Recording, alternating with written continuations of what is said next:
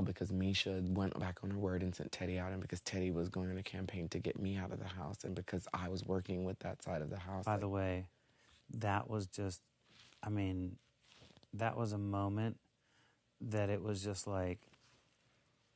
You're clutching at straws. It wasn't even clutching at straws. It was the fact that I was like, you know, again, I wanted who I wanted, and I did what I had to do. Shayna did what she had to do, fell on two swords, you know, and, you know, we did what we thought was best for you guys, right? And in doing that, I was like, all right, well, you know, maybe we can give Teddi a chance or whatever. And she was like, I want to talk to you and Misha. And I'm like, why? Like, I don't want you to get me involved in this. Like, you know, I'm going to go with what Misha wants me to do, you know, whether or not you tell me. And she walked in there, and we're standing in that bathroom, and she goes, and Misha, you're not my target, you know? And I'm like, okay, you're good. Like, this is what you need to say, you know, figure out a deal that you could possibly do that would make sense for Misha, you know, going forward or whatever. And she goes, Todrick's my #1 target. And I was like, I was like, girl, are you insane? Like, you don't come to people and go, you're not my target, but the person that you're aligned with best is my target.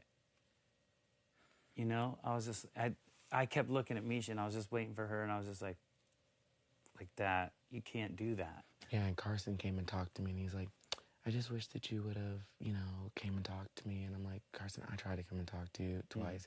I tried to talk to Cynthia. Nobody on that side of the house was listening to me. I was in a very weird position because every single person in the house came and talked to me. And I was like, I think the way you should play Big Brother is to say yes to everyone. Definitely don't say no to someone's face if they ask you for something, and wait and see how the energy of the house evolves. But day one, it's like, I don't want to say no to someone.